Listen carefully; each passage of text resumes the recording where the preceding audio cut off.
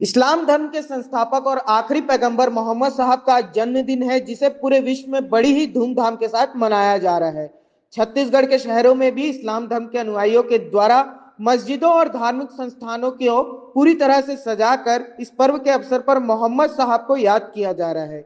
वहीं राजधानी रायपुर में भी हजारों की संख्या में इस्लाम के अनुयायियों ने अपने अपने क्षेत्रों से जुलूस निकालकर मिलाद उन नबी का त्योहार मनाया, जिसमें बड़ी संख्या में युवा, वृद्ध, महिला, पुरुष मौजूद रहे, जो मोहम्मद को याद करते हुए दिखाई दिए और इस्लामी नारे लगाते हुए जुलूस को शहर भर से निकाला।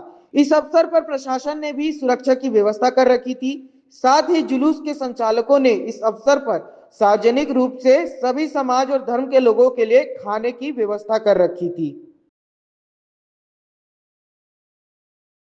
रायपुर से राघवेंद्र पांडे की रिपोर्ट।